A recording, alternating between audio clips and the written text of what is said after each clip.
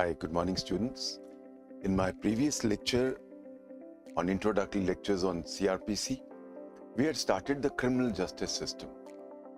We first saw the development of CRPC, how the 1898 code into being after the 1882 code, and then how 1973 code came up after the recommendations of the 41st report of the Law Commission as well as the 154th report of the Law Commission. We saw the biggest achievements of 1973 code. It completely segregated the powers between the executive and the judiciary. It brought in the new concept of victimology and also introduced certain aspects of maintenance and the preventive powers of the executive magistrate. The new code naturally was written keeping in view the ideals of our constitution, that the poor must also have an equal access to the criminal justice system. And in this context, the entire code, that is why it's called a code, it now covers the whole gamut of things. The most important aspect of a procedure is to give the relief. In cases of criminal law, the procedure in which the relief will be given in the form of a punishment. Now, since punishment is there, and punishment now ranges from death penalty to fine, naturally, a more elaborate procedure has to be given. Elaborate procedure मैं इसलिए कह रहा हूं क्योंकि अगर कहीं भी हमने नेचुरल जस्टिस को नजरअंदाज कर दिया तो एक्यूज के साथ बहुत नाइंसाफी हो सकती है. This is the reason why we have a very elaborate procedure. Throughout, we are maintaining one golden aspect, and that is that of natural justice. पूरा का पूरा कोड इस तरह से लिखा गया है कि किसी के साथ अन्याय ना हो. No doubt in criminal law, we start with the presumption of innocence of the accused. कोई शक नहीं है, ये jurisprudence का principle है. But nevertheless, notwithstanding the fact that we have a presumption of innocence for the accused, at the same time we have to write a balanced code. Victim के साथ भी कहीं अन्याय ना हो रहा हो. और इसीलिए मैंने जैसा कि बताया कि विक्टिमोलॉजी का नया कंसेप्ट इस सीआरपीसी में ऐड हुआ है. We started the criminal justice system in my previous lecture. Criminal justice system को मैं बेसिकली 3 पार्ट्स में डिवाइड करूंगा. सबसे पहले एक ऐसा एक्ट या ओमिशन आपने किया जो पनिशेबल बाय लॉ है, जो प्रोहिबिटेड बाय लॉ है, और अगर आप वो करते हो तो then it is punishable by law, जिसको हम ऑफेंस का नाम देते हैं. आपने एक ऑफेंस किया, वो ऑफेंस अब पनिशेबल है.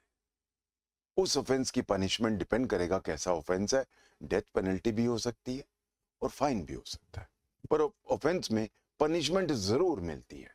कम हो सकती है या ज्यादा से ज्यादा भी हो सकती है, बट मिलेगी जरूर.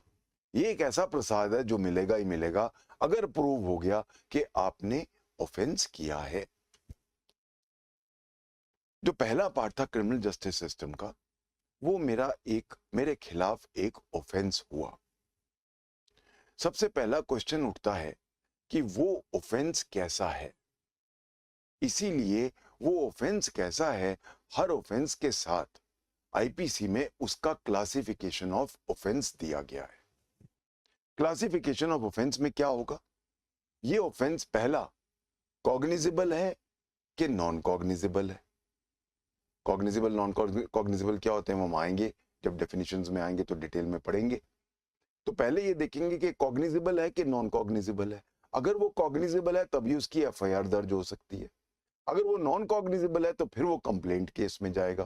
कंप्लेंट केस क्या होता है, जहां विक्टिम डायरेक्टली कोर्ट में मैजिस्ट्रेट के पास जाता है और अपनी फरियाद लिख के देता है, और अब डायरेक्टली मैजिस्ट्रेट उसकी इंक्वायरी शुरू करता है. 2 वर्ड्स यूज होते हैं, इंक्वायरी एंड इन्वेस्टिगेशन. सीआरपीसी में इन्वेस्टिगेशन वर्ड या तो पुलिस के साथ जुड़ा है या कोई भी नॉन जुडिशियल ऑफिसर अगर उसकी इन्वेस्टिगेशन कर रहा है, कोई पब्लिक आदमी भी कर रहा है, उसके साथ जुड़ा हुआ। इंक्वायरी वर्ड सिर्फ और सिर्फ जुडिशियल मैजिस्ट्रेट के साथ या मैजिस्ट्रेट के साथ, I will say not only judicial magistrate, even जो एग्जीक्यूटिव मैजिस्ट्रेट करता है वो भी इंक्वायरी होती है। ये जो इंक्वायरी है ये आई वाली इंक्वायरी है। आई वाला इंक्वायरी, दो तरह की इंक्वायरी होती है, ई वाली इंक्वायरी और आई वाली इंक्वायरी। यहां पे होती है आई वाली इंक्वायरी। वो वाली इंक्वायरी का मतलब क्या होता है? इंक्वायर करना।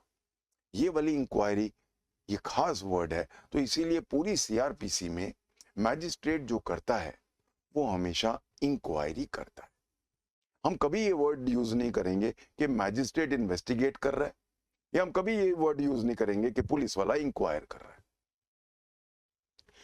ना हमने देखा कि चलो पहला पॉइंट ये आ गया कि कॉग्निजेबल है कि नॉन कॉग्निजेबल है। दूसरा क्वेश्चन ये आ जाता है कि बेलेबल है कि नॉन बेलेबल है। तीसरा पॉइंट ये आ जाता है क्लासिफिकेशन में कि कौन सा कोर्ट इसको ट्राई करेगा। और चौथा पॉइंट आ जाता है कि ये कंपाउंडेबल है कि नहीं है। ये चार चीजें होती हैं। जितना सीरियस केस उतना नॉन बेलेबल होगा, जितना सीरियस केस वो कॉग्निजेबल होगा, जितना सीरियस केस वो हायर कोर्ट में जाएगा,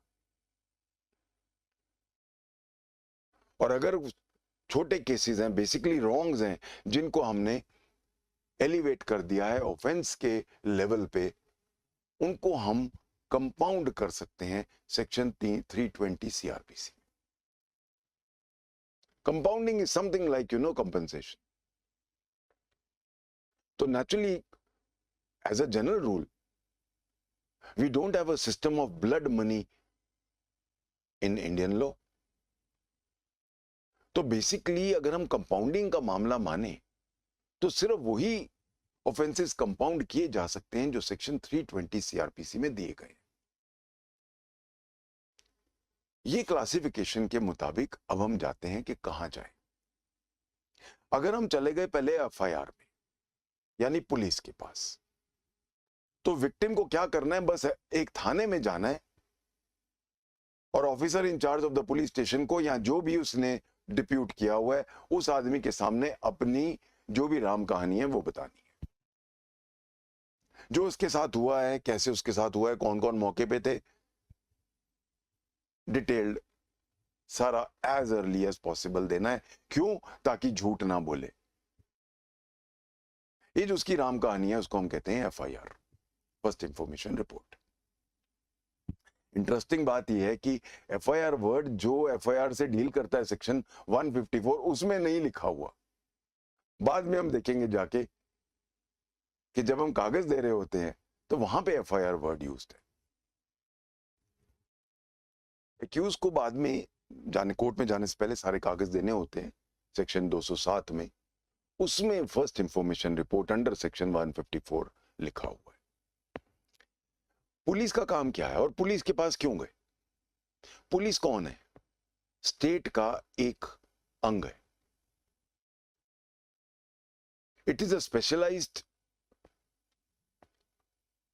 arm of the state which will deal with investigation, collecting of evidence. Victim के बिहाफ पे पुलिस क्यों कर रही है, स्टेट क्यों कर रहा है? क्योंकि अनलाइक सिविल लॉ, जहां पे infringement of a civil right only pertains to an individual versus individual, यहां पे जो ऑफेंसेस होते हैं वो पब्लिक के लिए घातक होते हैं।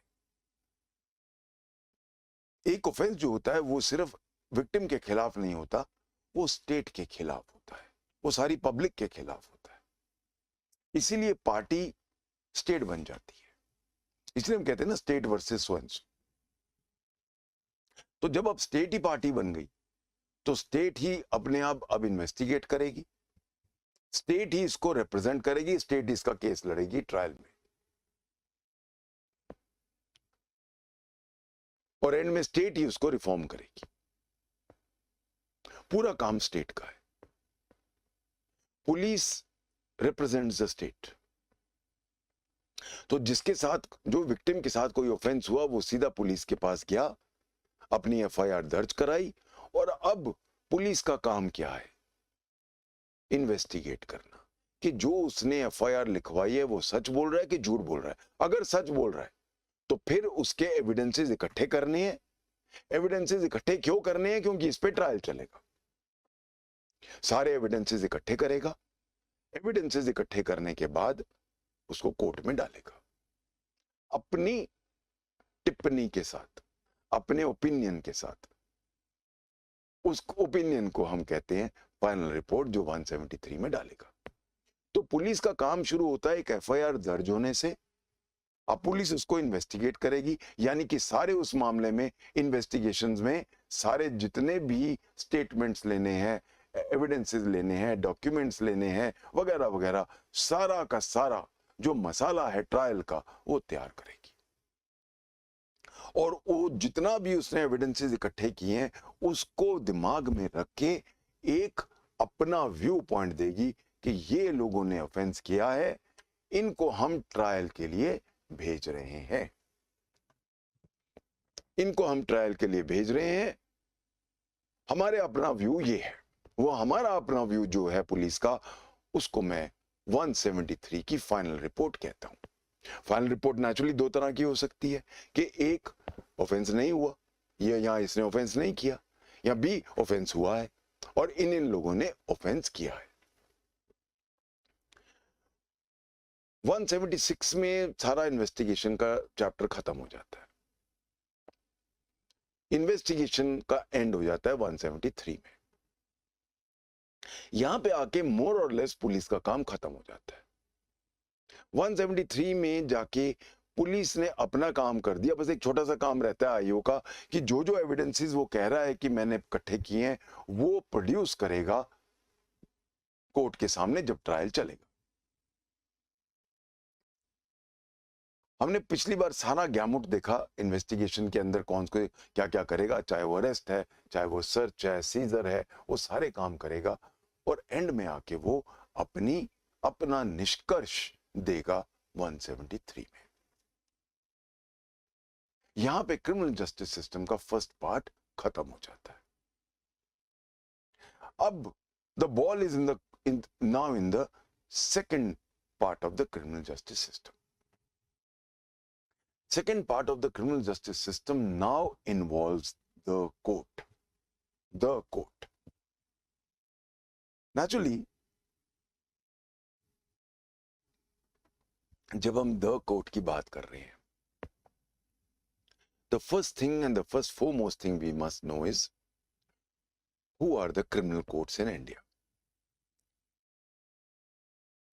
The courts, or rather the criminal courts in India, are created by CRPC.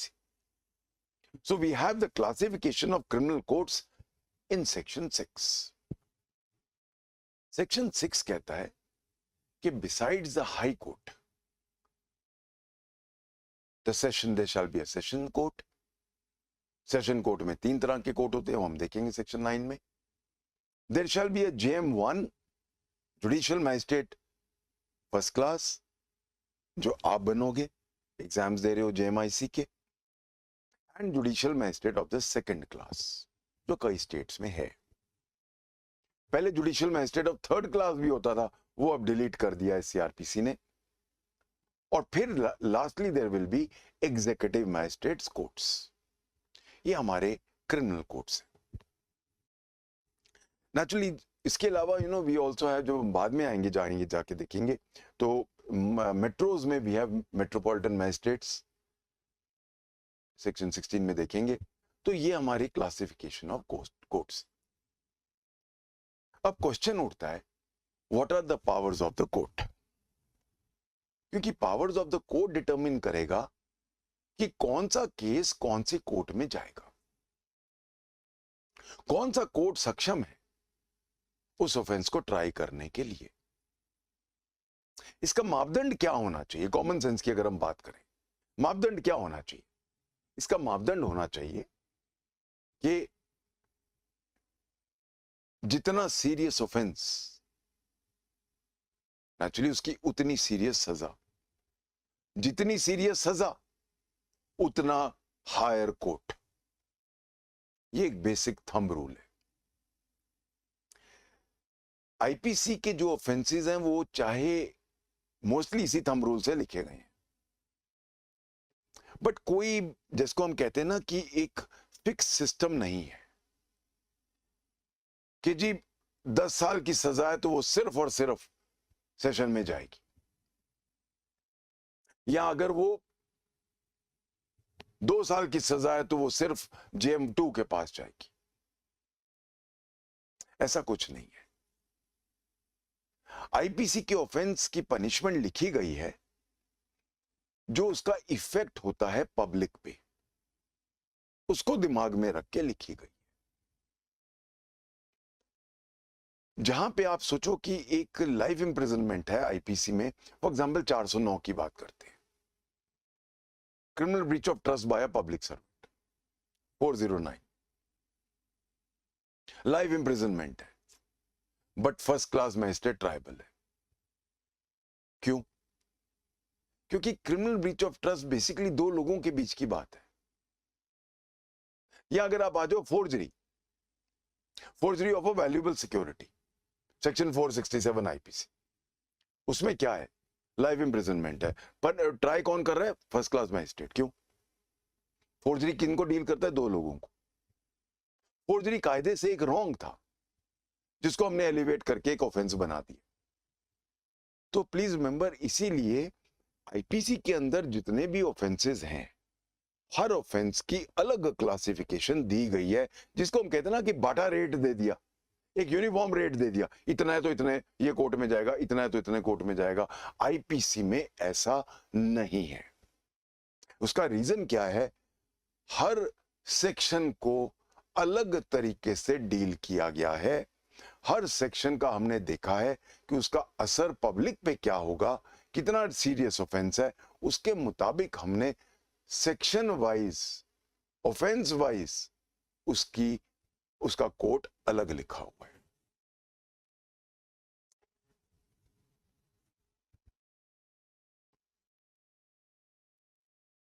However, अगर हम बाकी ऑफेंसेस की बात करें, if we go to the other offences में मैं किन की बात करूंगा? Special and local laws. For example, कोई एक एक्ट उठा लो, let's take prevention of corruption act, 7 साल की सजा उसमें। अब मुझे उसमें यह नहीं लिखा कि ये कॉग्निजेबल है, नॉन कॉग्निजेबल है, बेलेबल है, नॉन बेलेबल है, कौन से कोर्ट में जाएगा। या ऐसे बहुत सारे हमारे लोकल स्पेशल एक्ट्स हैं जिनके अंदर नहीं लिखा ये कौन से कोर्ट में जाएगा। Will it go to session court? Will it go to magistrate 1? Will it go to any other magistrate? Is it bailable? Is it non-cognizable? Cognizable? उनके लिए हमारे पास आंसर है सीआरपीसी। सीआरपीसी का शेड्यूल 1 है। शेड्यूल 1 के 2 parts हैं। Schedule 1 का पहला पार्ट सिर्फ आईपीसी के ऑफेंसेस, 511 ऑफेंसेस को डील करता है, और 511 के 511 सेक्शंस को classify section wise, offence wise किया गया है। अगर आप शेड्यूल 1 खोलो, इसका पहला पार्ट सिर्फ और सिर्फ आईपीसी पे डील करता है। हर अलग ऑफेंस का अलग क्लासिफिकेशन है। क्यों? मैंने आपको अभी बताया था। बट जहां तक सवाल है लोकल ऑफेंसेस का, स्पेशल ऑफेंसेस का, उनके लिए हमने एक यूनिफॉर्म पॉलिसी दी है। कहां दी है? शेड्यूल 1 का part 2, part B. Let's go to, एक बार खोलिए शेड्यूल 1, खोलिए सीआरपीसी का। If you go to CrPC schedule 1, schedule 1 जो है वो सारा आईपीसी का है। आईपीसी के बाद आप देखिए रोमन 2 लिखा हुआ है, classification of offences against other laws. Other laws देखते हैं क्या है ये। If an offence is punishable with death, imprisonment for life और imprisonment for more than 7 years. Death हो, लाइफ के लिए हो या 7 साल से ज्यादा हो, तो वो सारे ऑफेंसेस कॉग्निजेबल हैं, वो सारे ऑफेंसेस नॉन बेलेबल हैं, वो सारे ऑफेंसेस सेशन कोर्ट ट्रायबल हैं. So please remember, if an offense which is covered by special or local laws is punishable with death, life imprisonment, or imprisonment for more than 7 years, then it is always a cognizable offense, it is a non-bailable offense, and it is triable by a court of session. Second पे आते हैं. If punishable with imprisonment for 3 years and upwards, but not more than 7 years. 3 साल से लेकर 7 साल तक की अगर पनिशमेंट है कोई भी स्पेशल लॉ में, तो वो कॉग्निजिबल है, वो नॉन बेलेबल है, पर अब वो जेएमआईसी फर्स्ट क्लास मैजिस्ट्रेट द्वारा ट्रायबल है. और तीसरे पे आइए. If the punishment is imprisonment for less than 3 years. 3 years कहां जाएगा? सेकंड वाले में, फर्स्ट क्लास मैजिस्ट्रेट में. 3 साल से कम और विथ फाइन ओनली, या सिर्फ फाइन, वो नॉन कॉग्निजिबल है, अब बेलेबल है, और अब वो एनी मैजिस्ट्रेट ट्राई कर सकता है. यानी कि अब जेएम सेकंड क्लास भी इसको ट्राई कर सकता है. ये वाला क्लासिफिकेशन बहुत इंपॉर्टेंट है, बहुत बार तीनों फोरम्स में पूछा गया है, ध्यान रखना है इसको.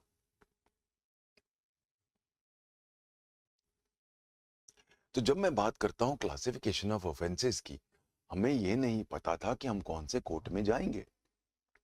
सीपीसी में हमें पता था, सीपीसी में पता था क्योंकि पेक्यूनरी जुरिसडिक्शन जिस कोर्ट की है वहां जाएंगे. हमारा डिटर्मिनेंट क्या था? एक तो टेरिटरी की तो यहां भी है. सब्जेक्ट मैटर सिविल नेचर का, सेक्शन 9 सीपीसी. यहां पे ऑफेंस होना चाहिए. ऑफेंस क्या है? जो क्लियरली लॉ में लिखा गया है. यहां पे फर्क है. सिविल राइट लिखा नहीं, सारे सिविल राइट्स लिखे नहीं गए, लिखे भी नहीं जा सकते. अब टॉर्ट्स इतने सारे हैं, आप कहां से कैसे लिखोगे? हर टॉर्ट को कैसे एनविसेज कर सकते हो? Civil rights cannot be envisaged and written in black and white in a cut and dried form. But offense has to be written in a cut and dried form. Any act or omission made forbidden by law, prohibited by law, तो by law उसको prohibit करना पड़ेगा, and made punishable by law. इसीलिए यहां एक major फर्क आ जाता है हमारा सीपीसी और सीआरपीसी का, कि सीआरपीसी में हमें पता है एग्जैक्टली बाय लॉ कि कौन सा एक्ट या ओमिशन अगर हम करेंगे तो वो ऑफेंस है. ये तो हमें पता चल गया, चलो वो अब किसी भी लॉ में है, ऑफेंस है. पर अब क्वेश्चन ये उठता है, क्या वो बेलेबल है? क्या वो नॉन कॉग्निजिबल है? कौन से कोर्ट में जाना है? आईपीसी में हर सेक्शन के साथ लिखा हुआ है. बट बाकी ऑफेंसेस के लिए जो आईपीसी में नहीं फॉल करते हैं, अगर डेथ, लाइफ या 7 साल से ऊपर हैं, तो फिर सेशन कोर्ट है, नॉन बेलेबल है और कॉग्निजिबल है. अगर 3 से 7 तक हैं तो फिर फर्स्ट क्लास मैजिस्ट्रेट ट्रायबल है, नॉन बेलेबल है और कॉग्निजिबल है. पर अगर 3 से कम है या सिर्फ फाइन है, तो ऐसे मामलों में नॉन कॉग्निजिबल है. नॉन कॉग्निजिबल का मतलब क्या हो गया? अब ये सिर्फ कंप्लेंट केस बनेगी, इसकी एफआईआर दर्ज नहीं हो सकती. नॉन कॉग्निजिबल केसेस की एफआईआर दर्ज नहीं हो सकती. नॉन कॉग्निजिबल है और अब ये बेलेबल है. बाकी दोनों नॉन बेलेबल थे, ये बेलेबल है. और अब कोई भी मैजिस्ट्रेट इसको ट्राई कर सकता है. I hope I am clear on this very very very important aspect. सबको क्लियर रहना चाहिए. जब हम बात करते हैं, अब नेचुरली हमें पता चल गया जी ये मामला बेलेबल है, ये मामला नॉन कॉग्निजिबल है या कॉग्निजिबल है, या हमें ये भी पता चल गया कि हमें किस कोर्ट में जाना है. अब नेक्स्ट क्वेश्चन ये उठता है, लाइफ इंप्रिजनमेंट तो अब लिखा है कि first class magistrate tribal 409 IPC में, 467 आईपीसी में. तो क्या कल को आप जब जेएमआईसी बन रहे हो आप सब जज बन रहे हो, तो are you empowered to give life imprisonment? Power क्या है? तो पावर्स ऑफ द कोर्ट्स जो हैं वो हमें अब सीआरपीसी बताता है। सेशन कोर्ट की, हाई कोर्ट की पावर है कि कोई भी सजा दे सकता है, कोई भी। सेशन कोर्ट की पावर है कि वो कोई भी सजा दे सकता है, हाउएवर डेथ पेनल्टी को उसको रेटिफाई करना पड़ेगा। जहां तक मैजिस्ट्रेट्स का सवाल है, मैजिस्ट्रेट्स हम जानते हैं कि दो तरह के हैं। एक है हमारा जुडिशियल मैजिस्ट्रेट फर्स्ट क्लास और एक है हमारा judicial magistrate second class. Judicial magistrate first class जब सीनियर हो जाता है तो वो फिर एडिशनल सीजीएम या सीजीएम बन जाता है, पर एडिशनल सीजीएम या सीजीएम भी जुडिशियल मैजिस्ट्रेट फर्स्ट क्लास है। मैं रिपीट कर रहा हूं, एडिशनल सीजीएम या सीजीएम जो आपके सीनियर हो जाते हैं वो उनका नॉमेनक्लेचर भी जुडिशियल मैजिस्ट्रेट फर्स्ट क्लास है, यानी कि उनकी पावर्स जो हैं कायदे से वो जेएम1 की हैं।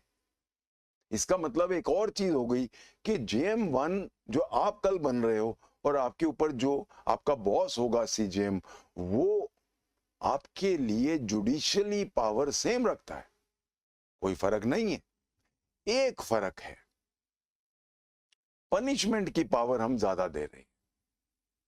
इसीलिए जेएमआईसी की जो मैक्सिमम पावर है वो है 3 इयर्स की पनिशमेंट, इंप्रिजनमेंट। तो मैक्सिमम पावर उसकी फाइन की भी लिमिटेड है और उसकी मैक्सिमम सजा वो दे सकता है 3 साल। जेएम2 की अगर हम बात करें तो उसकी और भी कम है फाइन की लिमिटेड पावर, और उसकी सजा मैक्सिमम वो दे सकता है 1 साल। तो कल को जब आप जेएमआईसी बनोगे, आप मैक्सिमम आप सजा दे सकते हो 3 साल। ट्राई हम आपसे क्या करा रहे हैं? 409, 467 लाइफ इम्प्रिजनमेंट। आप कहोगे सर ये क्या है, पावर तो हमें दे रहा है 3 साल। सेक्शन 29 में जब हम आएंगे देखेंगे आपकी पावर 3 साल है। और सर ट्राई हमसे आप करा रहे हो लाइफ इम्प्रिजनमेंट। इसीलिए हम क्या कर रहे हैं कि आपके जो सीजेएम है उनकी वो है तो जेएमआईसी है, तो वो JM first class, no doubt. उनकी जो पावर्स हैं वो जुडिशियल फर्स्ट क्लास मैजिस्ट्रेट की हैं, यानी कि वो आपके जुडिशियल सुपीरियर नहीं है, वो आपके एग्जीक्यूटिव सुपीरियर है। 2 रोल होते हैं एक जज के, एक तो मेरा जुडिशियल जो मैं जज एज अ जज देता हूं, पर मैं आपका एडमिनिस्ट्रेटिव सुपीरियर भी हूं। आपकी छुट्टी कौन देगा वगैरह वगैरह वो मैं डिसाइड करता हूं। तो इसीलिए please remember there are 2 roles, एक एग्जीक्यूटिव और एक जुडिशियल। तो जुडिशियली मैं आपका सुपीरियर नहीं हूं। इसका मतलब क्या हो गया कि मेरी अपील एज जेएमआईसी सीजेएम के पास नहीं जाएगी। बट एक पावर मैं ज्यादा दे रहा हूं। वो क्या पावर दे रहा हूं? पनिशमेंट की पावर मैं सीजेएम को 7 साल की दे रहा हूं। वो जेएम1 फर्स्ट क्लास, पर हम उसकी पावर दे रहे हैं उसको 7 साल की। क्यों? कल को आप कोई केस ट्राई कर रहे हो, उसमें सपोज 7 साल की या 10 साल की सजा है, आपकी पावर है सिर्फ 3 साल। ट्राई करते वक्त आपको लगा ये तो बहुत ही धूर्त आदमी है, ये तो बहुत ही खराब आदमी है, ये अक्यूज को तो और सजा मिलनी चाहिए, ये तो बार बार सपोज एनहांसमेंट ऑफ सेंटेंस आ गया 75 आईपीसी में। अब आप क्या करोगे? आपकी पावर तो 3 साल है, वो आपको कहेगा अक्यूज आपकी पावर तो 3 साल है, दे दे, मैक्सिमम देनी है तो 3 साल में काटाऊंगा। इसीलिए हमारे पास एक प्रोविजन है सीआरपीसी में सेक्शन 325 में। हम क्या करेंगे? जेएमआईसी ने, फर्स्ट क्लास मैजिस्ट्रेट ने अपना ट्रायल कर लिया। ट्रायल करने के बाद फर्स्ट क्लास मैजिस्ट्रेट को लगा कि सजा कम है, मैं नहीं दे पा रहा हूं, 3 साल इसके लिए बहुत कम है, इसको तो 7 साल मिलनी चाहिए। तो अब वो क्या करेगा, अब अपना सजा नहीं देगा, ये एक बार सजा दे दी तो फिर डबल चौपाटी आ जाएगा। अब वो ऐसे ही सजा देने से पहले एज इट इज केस भेज देगा सीजेएम को सेक्शन 325 में कि सर मैंने पूरा ट्रायल कर लिया है, आप सजा मुझे लगता है कि 7 साल देनी चाहिए, आपकी सजा 7 साल की है और आपकी फाइन की पावर तो अनलिमिटेड है, मेरी तो फिर भी लिमिटेड है 10,000 तक, तो सर आपके पास भेज रहा हूं, आप इसको फाइन भी अनलिमिटेड कर दो और इसको सजा भी ज्यादा दे दो। ये नहीं कि आप उसको ऑर्डर दोगे, ही इज योर बॉस, आप उसको लिखोगे कि सर मेरे अपने हम्बल ओपिनियन में इतनी इसकी जरूरत है, अब आप देखो। अब सीजेएम उसको नए सिरे से देखेगा, वो चाहे तो पूरा ट्रायल दोबारा कर ले, चाहे तो कुछ कर ले, और नहीं तो सीधा उसके ऊपर सजा ज्यादा दे दे अगर वो आपकी ट्रायल से इत्तेफाक रखता है। बट सीजेएम की पावर भी तो नहीं है लाइफ इम्प्रिजनमेंट की। 409 का केस है, 467 का केस है, फोर्जरी है, पूरे के पूरे उसने वैल्यूएबल सिक्योरिटीज की फोर्जरी कर ली। अब क्या करें? एक प्रोविजन है कि अब लाइफ इम्प्रिजनमेंट तो दे सकता है सिर्फ सेशन कोर्ट, तो इसीलिए हम ट्रायल के दौरान अगर हमें लगता है कि हमें तो इसको सजा मिलनी चाहिए लाइफ इम्प्रिजनमेंट की, तो ड्यूरिंग ट्रायल मैजिस्ट्रेट कमिट कर सकता है सेशन कोर्ट को कि सर मैंने ट्रायल किया है, साफ दिख रहा है कि ये मामला तो बहुत सीरियस है, इसको लाइफ इम्प्रिजनमेंट मिलनी चाहिए, मैं सक्षम नहीं हूं, हमारे सीजेएम भी सक्षम नहीं है, या सीजेएम के पास भेज दिया, सीजेएम अब आगे भेज देगा सेशन कोर्ट के पास कि सर इसको तो लाइफ इम्प्रिजनमेंट मिलनी चाहिए। इसके लिए हमारे पास प्रोविजन है सीआरपीसी में 323 सीआरपीसी, 323 सीआरपीसी। तो इसका मतलब ये हो गया कि अगर हम पावर्स ऑफ द कोर्ट की बात करें तो सबसे कम पावर है जेएम2 के पास 1 साल, जेएम1 के पास पावर है 3 साल, सीजेएम के पास पावर है 7 साल, सेशन कोर्ट की पूरी पावर है, बस डेथ पेनल्टी अगर देता है तो फिर रेटिफाई कराना पड़ेगा हाई कोर्ट से। हाई कोर्ट की फुल पावर है, कोई भी वो दे सकता है। जब मैं आऊंगा पावर्स ऑफ द कोर्ट, उनको हम सेक्शन वाइज देखेंगे, मैं एक ओवरव्यू दे रहा हूं सीआरपीसी का।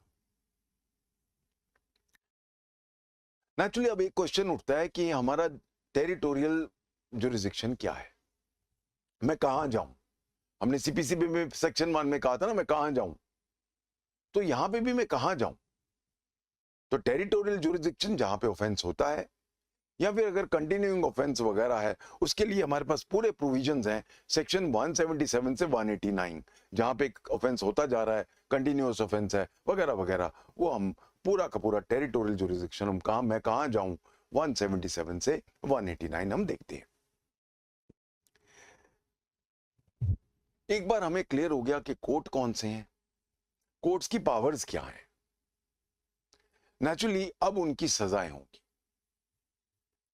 सजा जो है डेथ पेनल्टी है, इम्प्रिजनमेंट्स है। सजाएं कौन सी हैं वो हम आईपीसी में पढ़ चुके हैं, मैंने आपको डिटेल में पढ़ाया। एक सजा है जो सीआरपीसी इंट्रोड्यूस करता है, कायदे से वो सजा भी नहीं कहूंगा उसको क्योंकि जब हम उसकी टर्मिनोलॉजी पढ़ेंगे, एडमोनिशन है जो हम बाद में देखेंगे सेक्शन 360 में।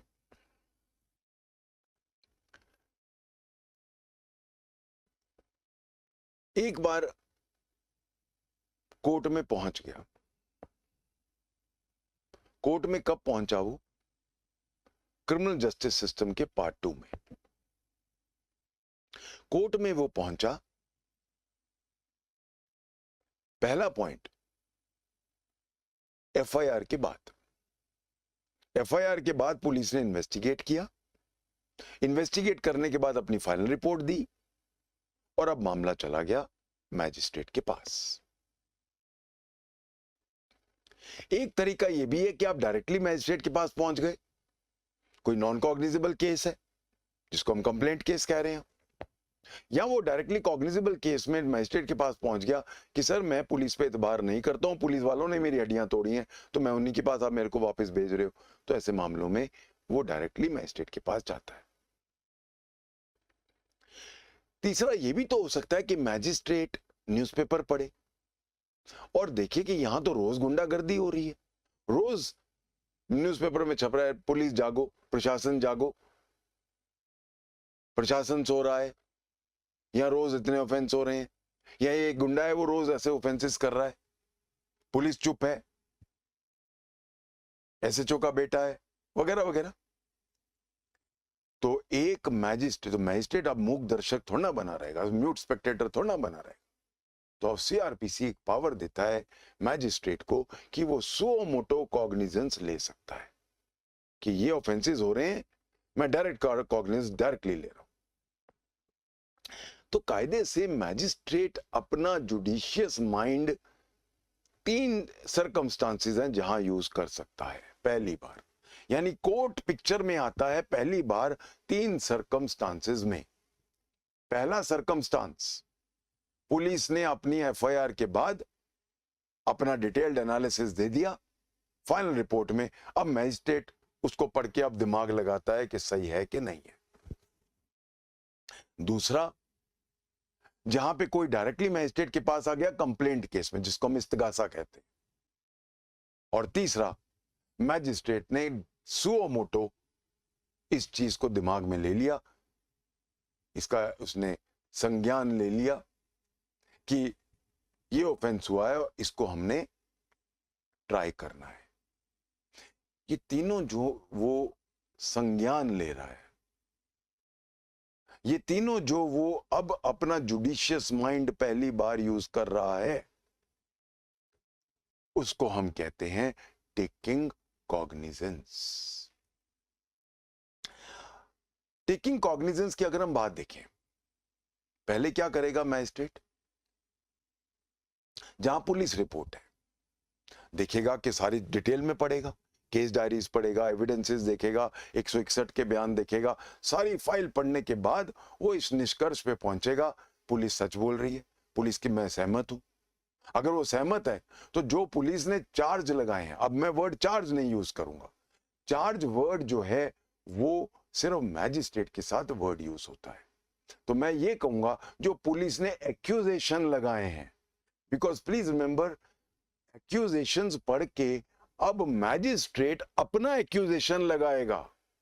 जो मैजिस्ट्रेट एक्यूजेशन लगाता है उसको हम कहते हैं चार्ज।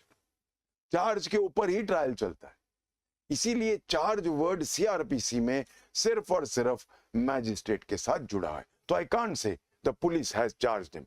सी, हम कॉमन पार्लेंस में पुलिस जब एक चार्जशीट डालती है हम कहते हैं चार्जशीट, वो हमारी पुलिस का वर्ड है, वो सीआरपीसी का वर्ड नहीं है।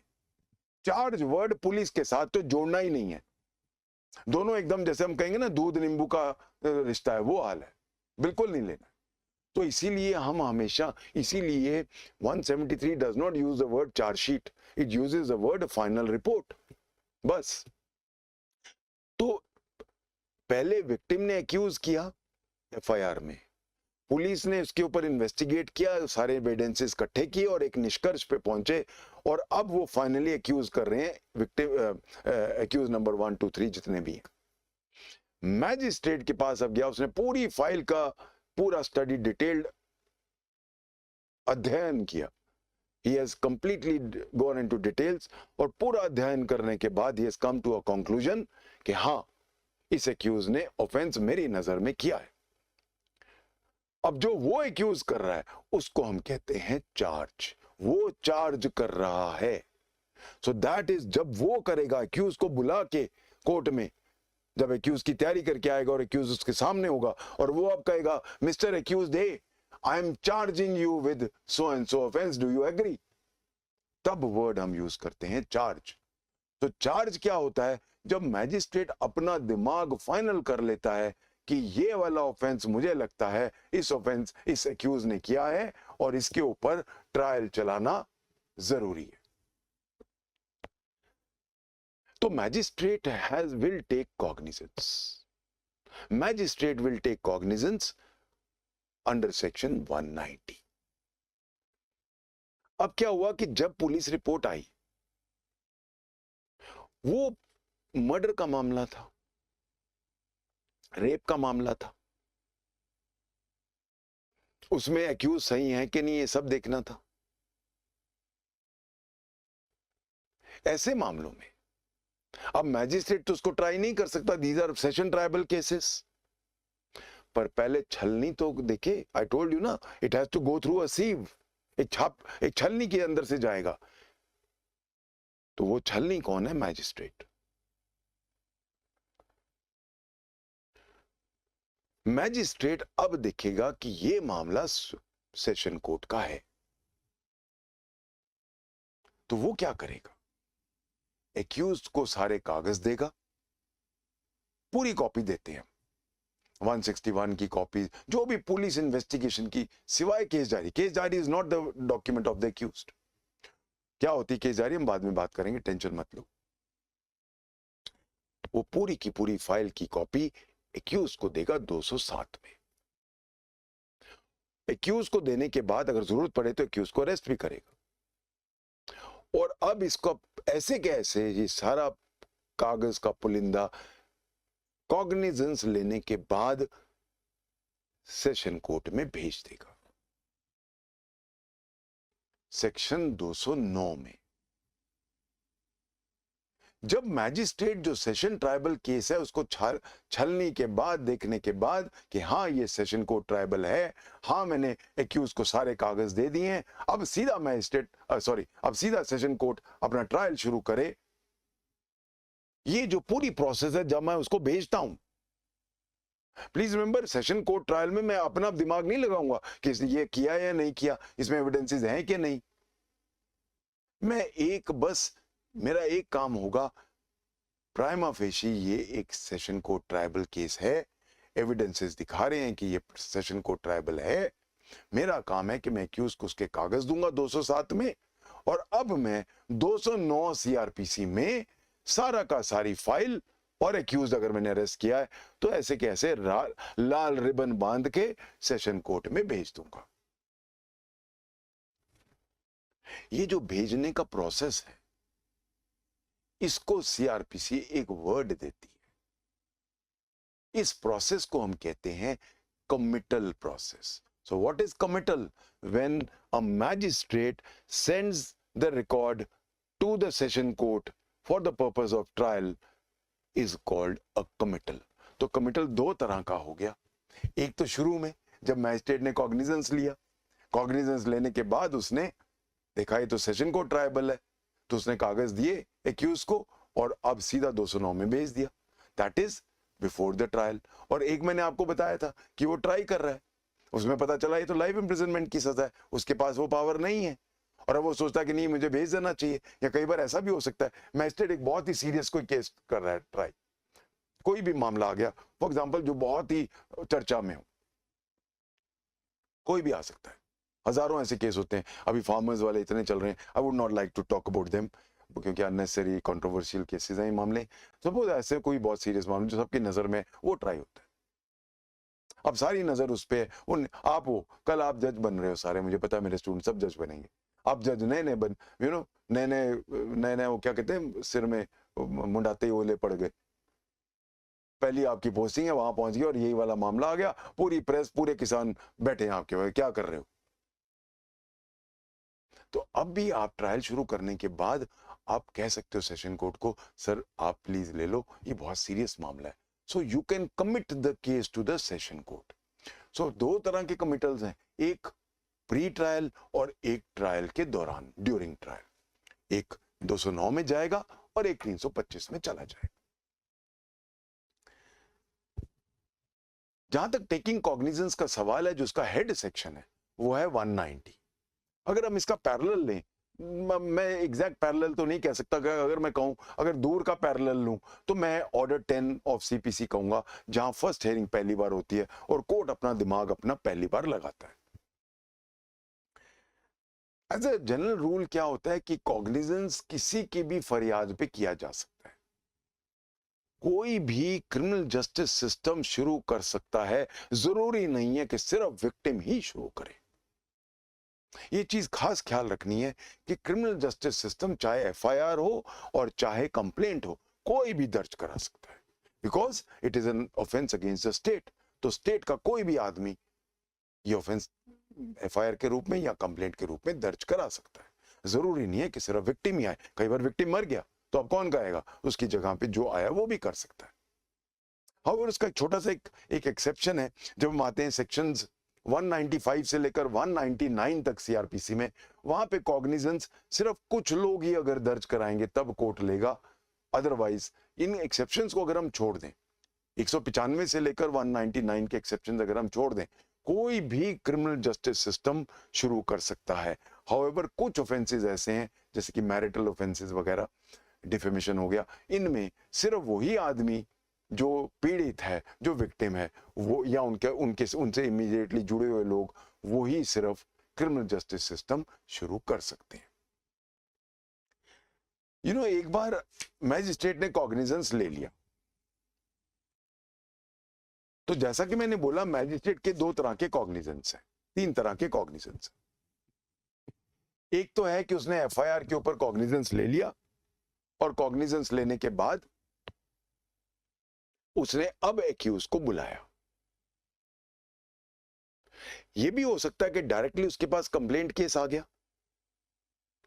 उसने 190 में कंप्लेंट को देखा, उसने कॉग्निजेंस ले लिया, कॉग्निजेंस लेने के बाद उसने 200 में बुलाया कंप्लेनेंट को कि तुम अपने सारे इंपॉर्टेंट विटनेसेस ले आओ, मैं उनका बयान ले लेता हूं। फिर लगा कि नहीं, थोड़ी और इन्वेस्टिगेशन की जरूरत है, तो 202 में और इन्वेस्टिगेशन दूसरों से करवा दी, या और इंक्वायरी की जरूरत है तो मैंने खुद भी कर ली, मर्जी। अगर लगा कि कंप्लेंट केस झूठा है तो मैंने डिसमिस कर दिया 203 में।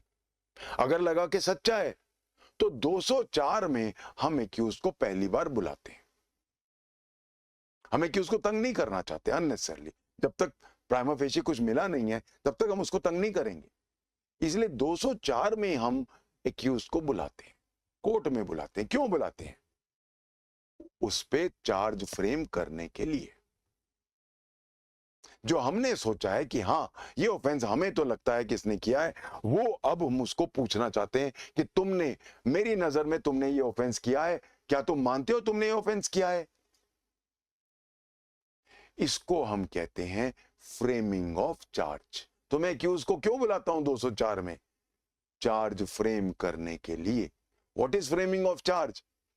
कि मैं सारे एविडेंसेस, चाहे जो इंक्वायरी में कंप्लेंट केस में देख चुका हूं या जो पुलिस के इन्वेस्टिगेशन के देख चुका हूं, मैं इस निष्कर्ष पे पहुंचा हूं कि तुमने ये ऑफेंसेस किए हैं, क्या तुम इसको एक्सेप्ट करते हो? मेरी नजर में तो तुमने किया है। इसको हम कहते हैं फ्रेमिंग ऑफ चार्ज। अब एक्यूज आ गया, फ्रेमिंग ऑफ चार्ज से पहले उसने कहा सर मुझे गलत फंसाया जा रहा है, और उसने क्लियरली दिखा दिया कि इस वेक्सेशियस प्रोसीडिंग, सिर्फ उसको मेलाइन करने के लिए, तंग करने के लिए ये प्रोसीडिंग की गई। तो क्या अब मैं वेट करूं ट्रायल की? पूरा ट्रायल होगा तब जाके छूटोगे, 5 साल वो बेचारा पिसता रहेगा? क्या ये न्याय के is it as per justice? इसीलिए एक प्रोविजन है हमारे पास सीआरपीसी में डिस्चार्ज का। तो डिस्चार्ज मैं कब कर सकता हूं? 190 में, जब मैं कॉग्निजेंस ले रहा हूं, मैंने कहा नहीं इसने तो कुछ नहीं किया, डिस्चार्ज। अब मैं इसको एक्विट नहीं कहूंगा, तो एक वर्ड हमने यूज देखना है, डिस्चार्ज और एक्विट दो अलग वर्ड है। डिस्चार्ज कब होगा? जब मैंने अभी ट्रायल शुरू नहीं किया, प्राइमा फेशी मुझे नजर आ रहा है कि ये ऑफेंस नहीं है, नहीं हुआ, इसलिए मैं इसको छोड़ता हूं। हाँ, कल को अगर मेरे पास नया कुछ आ गया तो मैं बुला लूंगा वापस, डबल चौपाटी नहीं लगेगा। मेरे पास अभी एविडेंसेस नहीं दिख रहे, मुझे पर्याप्त एविडेंसेस नहीं दिख रहे, मैं छोड़ रहा हूं। तो कायदे से मैजिस्ट्रेट का रोल दो पार्ट्स में डिवाइड हो गया। एक पार्ट जहां कॉग्निजेंस से लेकर फ्रेमिंग ऑफ चार्ज तक, और एक हो गया फ्रेमिंग ऑफ चार्ज के बाद। जब मेरे पास एक्यूज आ गया जिसको मैंने समन किया था 204 में, मैंने बोला भाई तेरे खिलाफ मैंने ये केसेस मेरे दिमाग में आ रहे हैं, मैंने सारा एविडेंसेस देखे हैं, इंक्वायरी में तो मैंने खुद देखा है, और पुलिस रिपोर्ट में भी जो है मैं बिल्कुल इत्तेफाक रखता हूं, मैं तेरे ऊपर ये चार्ज लगाता हूं, तुम क्या कहते हो, तुम एक्सेप्ट करते हो ये चार्ज? वो कहता है नो सर, आई डोंट। क्या चाहते हो? सर मैं एक ट्रायल चाहता हूं, मैं एक ट्रायल चाहता हूं। यहां से शुरू होता है ट्रायल, यहां से ट्रायल शुरू। नाउ ट्रायल में अब ट्रायल किस चीज पे होगा? वो जो चार्ज मैंने लगाए हैं, मैं मतलब मैजिस्ट्रेट, जो चार्ज मैजिस्ट्रेट ने लगाए हैं, अब जिसके बारे में वो कन्विंस्ड है कि इसने ऑफेंस किया है, तभी तो चार्ज लगा रहा है। अपना जुडिशियस माइंड यूज करने के बाद, अपना जुडिशियल माइंड यूज करने के बाद वो जिस निष्कर्ष पे पहुंचा था वो ही अब उस पे चार्ज है। अब वो उसको बोलेगा this is the charge. Accused कहेगा sir I do not agree, what do you want? I want a trial. Fine, let the trial begin. यहां से शुरुआत होती है ट्रायल की। ट्रायल क्या होता है? When the accused is in the dock, the prosecutor is in his place and the defense is in his place and the presiding officer is in his place. Then the trial begins. दो parts हैं, pre trial and trial. Pre trial में मुझे लगता है कि accused innocent है तो मैंने उसको छोड़ दिया, उसको हम कहते हैं डिस्चार्ज।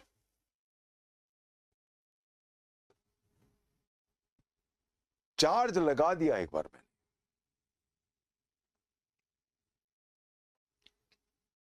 एक बार आया put up a charge. Now पूरा ट्रायल चार्ज पे होगा, जो मैंने चार्ज लगा दिया वही चार्ज होगा। नाउ प्लीज रिमेंबर, चार्ज मैं हटा नहीं सकता हूं, अनलाइक सीपीसी जहां इश्यूज में हमने देखा था, मैंने तब भी आपको कहा था इश्यूज फ्रेम करते वक्त कि आप कभी भी चार्ज हटा इश्यूज को चेंज कर सकते हो, यहां भी ऑल्टर कर सकते हो, हटा नहीं सकते हो।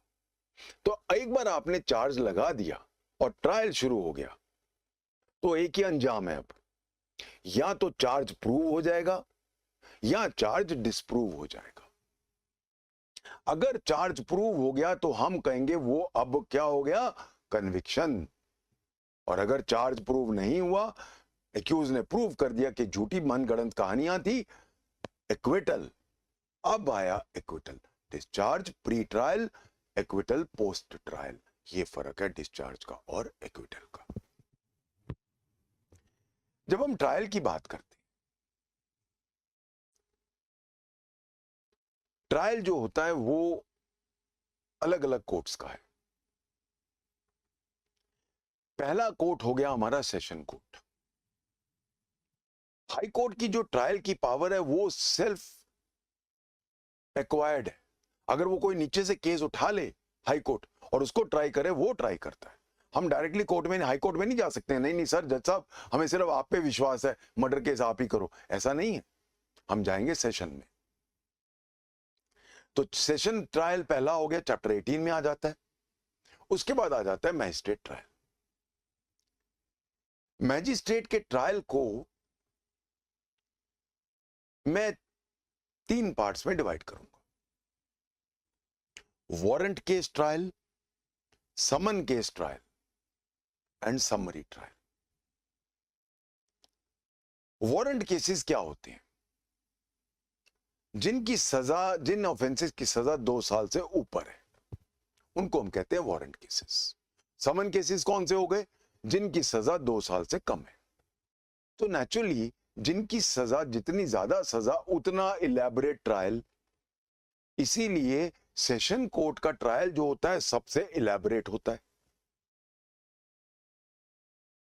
मैजिस्ट्रेट का ट्रायल भी, जो वारंट केसेस ट्रायल है, वो उतना ही, काफी ऑलमोस्ट मिलता जुलता इलेबोरेट है, हल्का सा फर्क है।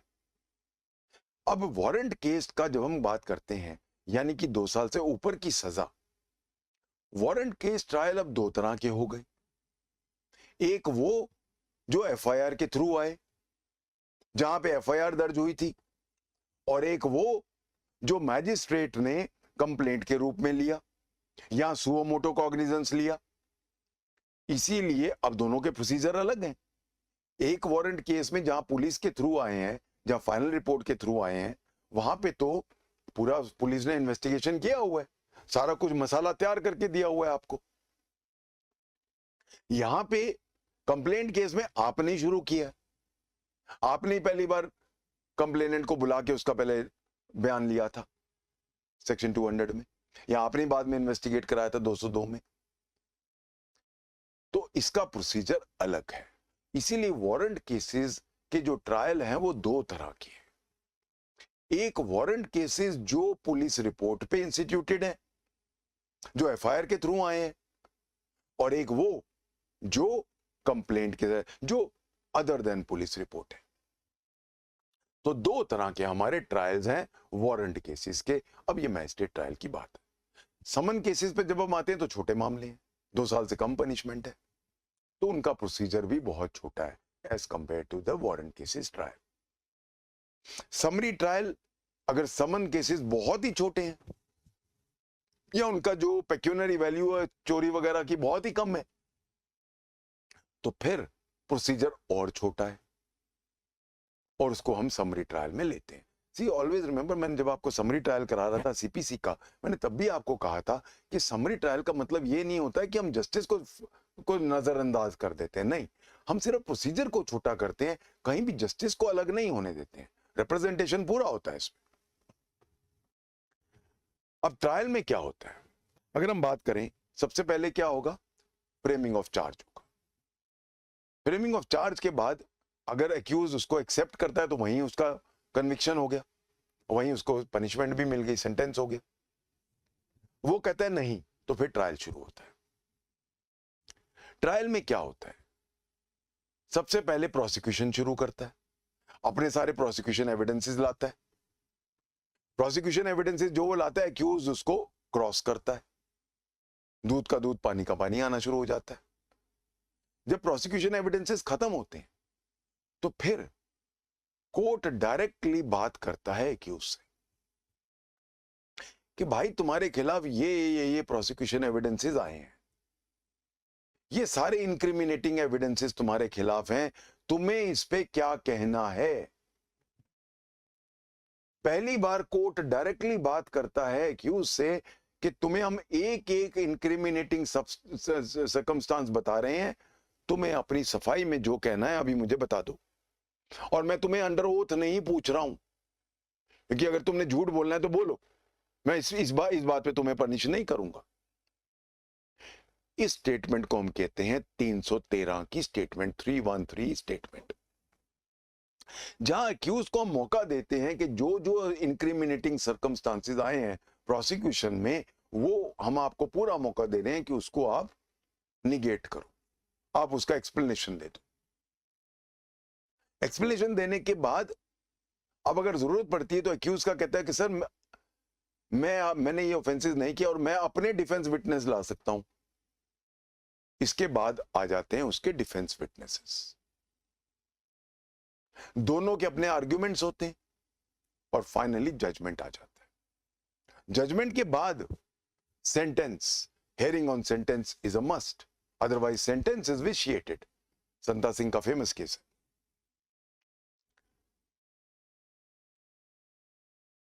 ट्रायल के दौरान एविडेंस कैसे लिया जाएगा, यहां पे दो लॉ इकट्ठे चलते हैं। एक तो जो हमारा सेक्शन 23 चैप्टर 23 है सीआरपीसी का, वो बताता है, और अब एक और लॉ एंट्री करता है इसके अंदर, इंडियन एविडेंस एक्ट, कि एविडेंस कैसे लिया जाएगा, ऑल द एस्पेक्ट। तो अब कायदे से दो एविडेंस के प्रोसीजर चलते हैं, एक जो स्पेसिफिकली क्रिमिनल लॉ का है जो चैप्टर 23 में है, और एक जो मुझे एविडेंस एक्ट पूरा देता है। तो यहां पे दोनों हैंड इन हैंड चलते हैं, बोथ द प्रोसीजर्स। ट्रायल खत्म हो गया, सेंटेंस हो गया। अब बहुत सारी चीजें हैं जो जनरल प्रोविजंस हैं।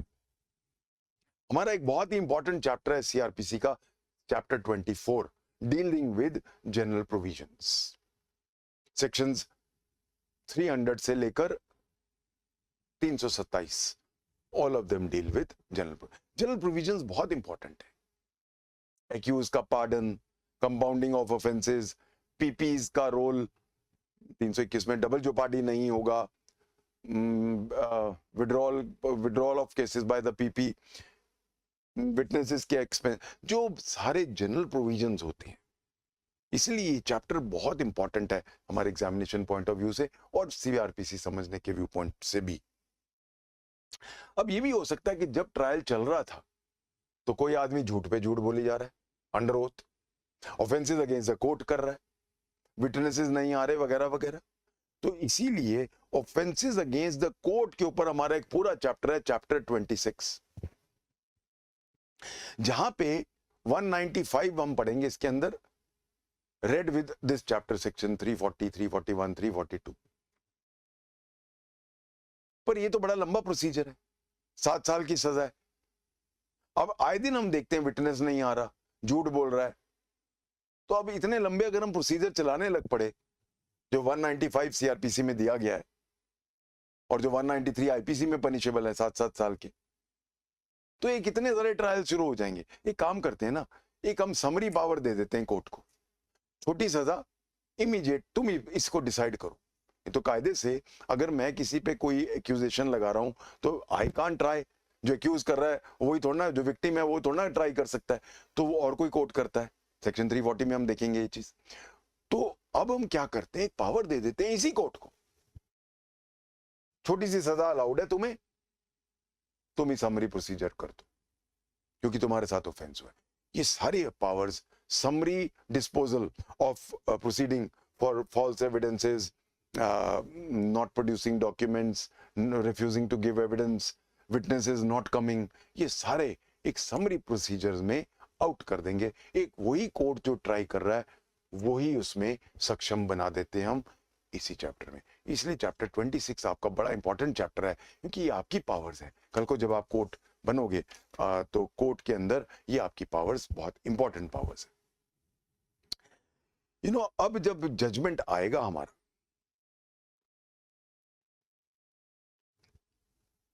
Judgement is in now chapter 27। Judgement में सारी चीजें आएंगी, प्रोनाउंसमेंट इन ओपन कोर्ट।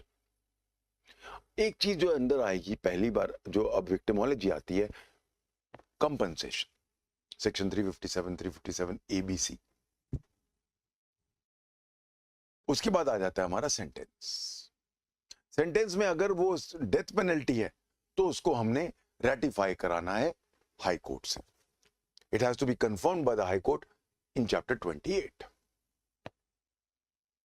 यहां आके हमारा ट्रायल खत्म। कोई भी जस्टिस सिस्टम का इंटीग्रल पार्ट होता है अपील, और अपील्स का हमारे पास एक बहुत बड़ा एक यहां पे पूरा चैप्टर है, चैप्टर 29। अपील 3 तरह की हो सकती है। अपील पहली बात तो किसकी है और किसकी नहीं है, किन चीजों की अपील नहीं है। अब अपील किस चीज की होगी, appeal against conviction, appeal against inadequacy of sentence, appeal against acquittal. ये मोटी मोटी तीन होगी अपील। उस टाइम पे नेचुरली अगर कोई आदमी जेल में है तो उसका सस्पेंशन ऑफ सेंटेंस, या अगर वो पहले उसको बेल लगी हुई थी और हमने अब ट्रायल कोर्ट ने उसको सेंटेंस कर दिया, अब उसका सेंटेंस सेट असाइड करना पड़ेगा, नहीं तो वो जेल में रहेगा जब तक उसकी अपील चल रही है। तो वो सारा पॉइंट्स आएंगे इसमें। पावर्स क्या है, बहुत इंपॉर्टेंट है ये सेक्शन। तो पावर्स ऑफ एपेलेट कोर्ट क्या है, क्या क्या पावर्स हैं उनकी, वो हमने सीपीसी में भी देखा था। एंड फाइनली अगर कोई मर जाता है तो अबेटमेंट ऑफ अपील्स। ये पूरा चैप्टर हमारा 29 अपील से डील करता है। इसके अलावा अगर कोई कंफ्यूजन है लोअर कोर्ट को, उसने अपना माइंड क्लियर करना है तो रेफरेंस कर सकता है वो। और एक और पावर जो है, जो सिविल जस्टिस सिस्टम और क्रिमिनल जस्टिस सिस्टम दोनों में है, वो है पावर ऑफ रिवीजन। रिवीजन की जो पावर है वो दोनों सीपीसी और सीआरपीसी में किस पे बेस्ड है, जो जुडिशियल सुप्रीमेसी है हायर कोर्ट की, उस पे बेस्ड है। जहां क्लियरली नजर आ रहा हो कि there is a dereliction of justice, जहां क्लियरली नजर आ रहा हो दैट देयर हैज बीन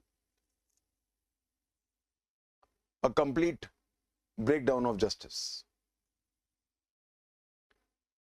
हमारी हायरार्की है कोर्ट्स में, हमारा कॉन्स्टिट्यूशन एक हायरार्किकल कोर्ट्स का स्ट्रक्चर देता है। हायरार्की में क्या होता है, अपर court is superior and it is superior to you not only administratively, executively but also judicially। तो जहां पे कोई भी आप ऐसा काम कर रहे हो जिससे किसी के राइट्स को ट्रैम्पल कर रहे हो या कहीं इनजस्टिस हो रहा है, तो कोर्ट अपने आप इसमें सुओ मोटो भी कॉग्निजेंस ले सकता है और रिवीजन के लिए रिवाइज कर सकता है, चाहे पार्टी के कहने पे करे चाहे खुद भी करे, ये एक पावर है। तो ये पावर्स हमारे पास सीपीसी में भी हैं और सीआरपीसी में भी हैं। ये हमारा चैप्टर 30 में आता है, रेफरेंस एंड रिवीजन की पावर्स। उसके बाद ट्रांसफर ऑफ केसेस, बहुत सारे ऐसे रीजंस होते हैं जहां हमें ट्रांसफर की जरूरत पड़ जाती है। तो ट्रांसफर ऑफ केसेस हमारे पास अगला चैप्टर आ जाता है 31, उसमें transfer of cases bye supreme court, transfer of cases by high court, transfer of cases bye sessions, transfer of cases even bye judicial magistrate 1।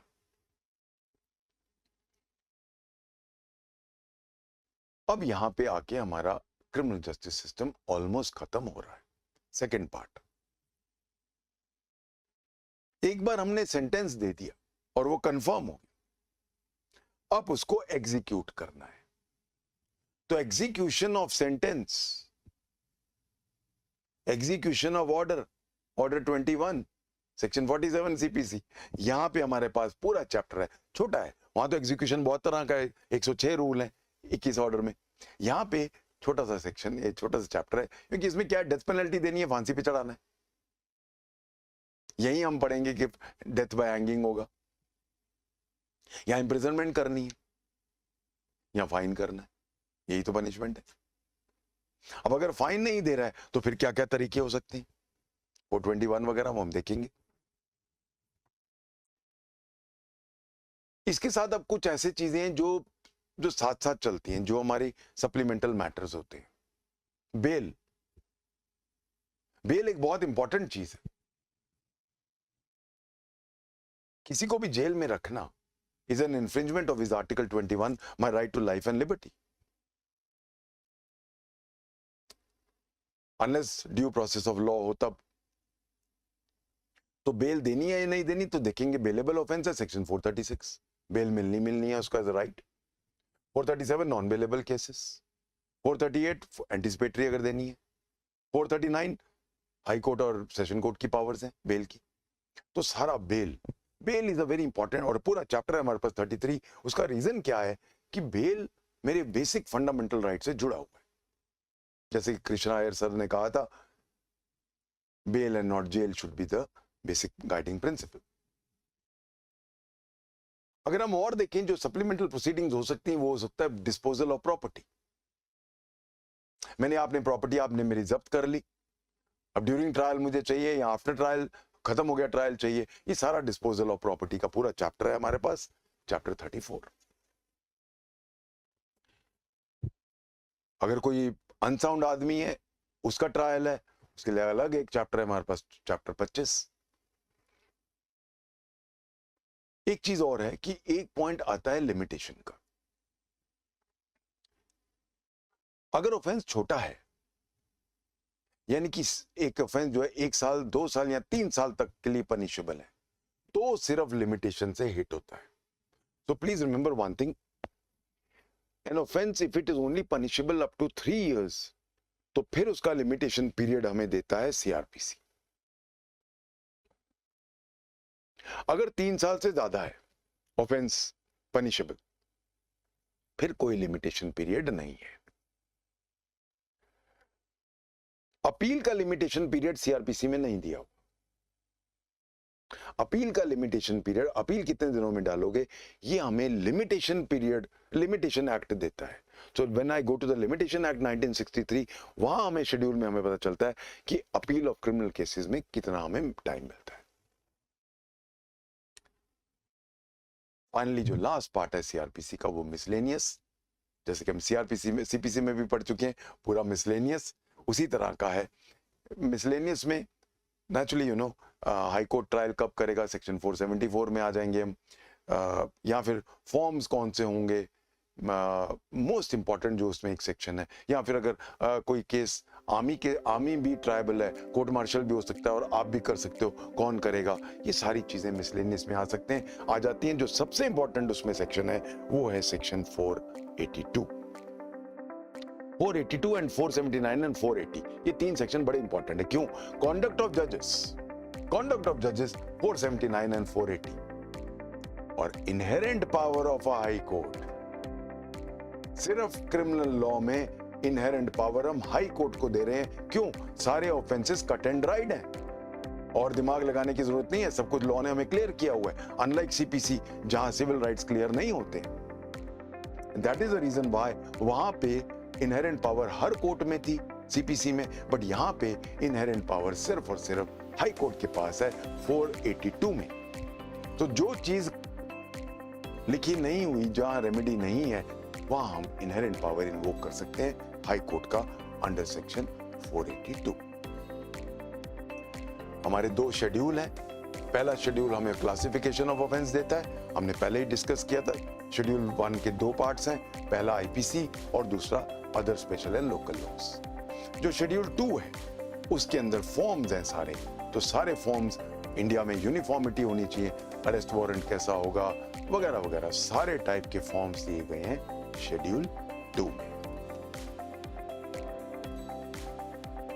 In a nutshell, this was the entire overview of CRPC. In my these 3 lectures, I hope you have been able to make a bird's eye view. कई लोगों को CRPC बहुत मुश्किल लगती है, I hope इतनी मुश्किल नहीं लग रही होगी। It's an interesting subject. We'll enjoy this whole journey of CRPC. Tomorrow I'll be starting with section 1, and now first we go to the definition clauses, which are very, very important to understand whenever we start any law. Thank you. God bless.